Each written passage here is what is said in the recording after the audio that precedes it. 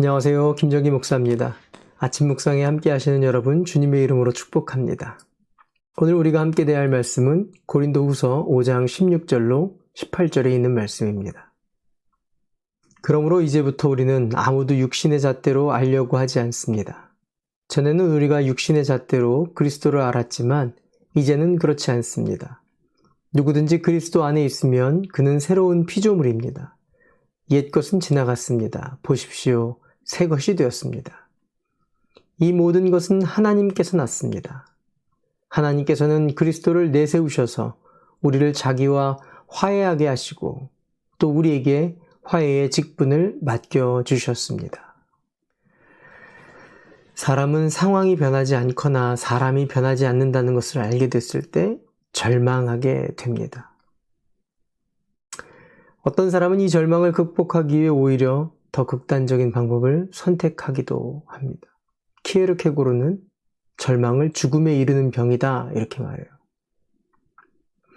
과연 사람이 변할 수 있을까요?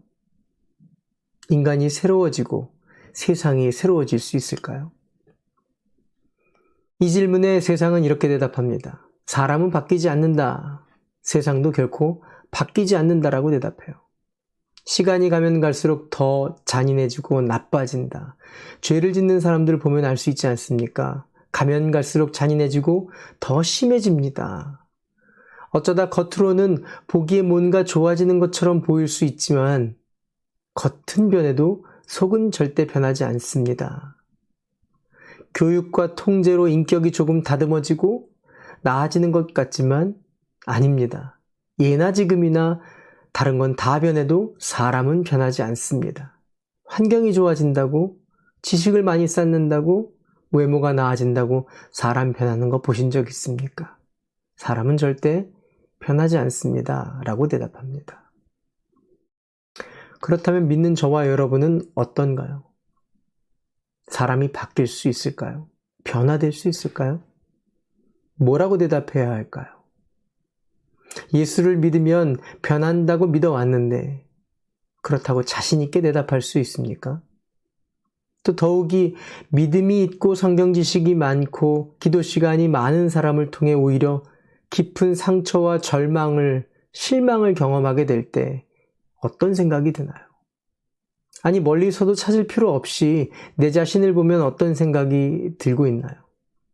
아니라고 변하지 않는다고 대답해야 될까요? 아니면 설교를 통해 어느 정도는 인격이 변하고 기도를 통해 삶에 절제가 좀 생기고 직분이 있어서 삶의 통제가 되지만 그래도 속사람은 완전히 변하지 않는다 이렇게 대답해야 할까요? 그러면 성경도 사람은 바뀌지 않고 다만 조금씩 나아진다라고 말씀하고 계십니까?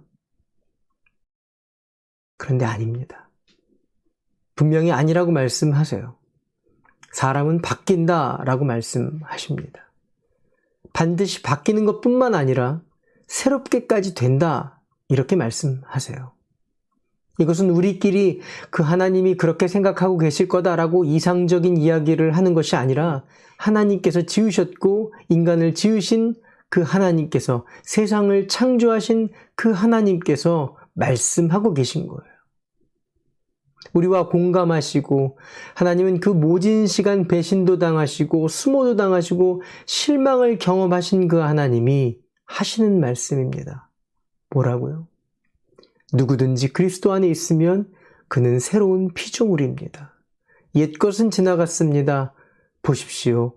새 것이 되었습니다. 금요일 저녁에 기도하던 때였습니다.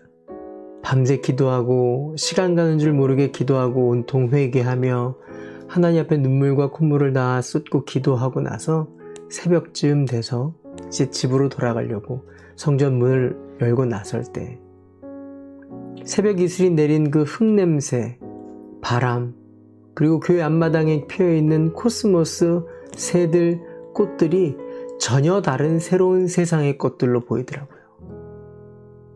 분명히 이전에 그 꽃, 그 나무, 그 새, 모든 것이 같았는데 같은 길이고 같은 동네인데 모두 다른 세상으로 다른 길로 다른 것이 되어 있었던 것을 경험했습니다. 시간이 지나서 알게 된 거죠. 그것들은 변한 것이 아니라 내가 변한 것이죠. 제 눈이 변했고, 제 생각이 변했고, 제 말이 변한 것입니다.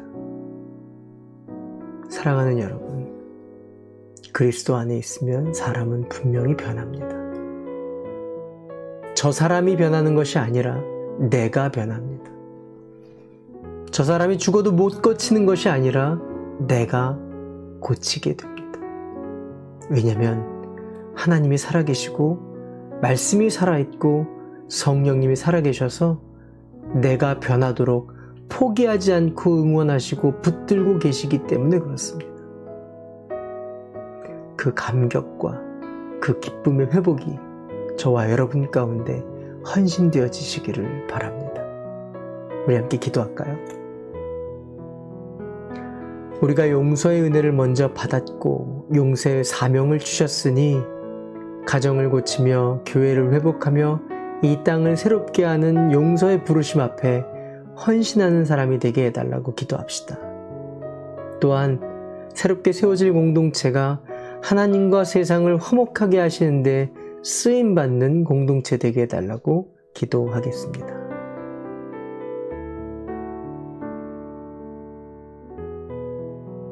좋으신 하나님, 세상이 바뀌기를 기대하지 않게 하여 주시옵소서.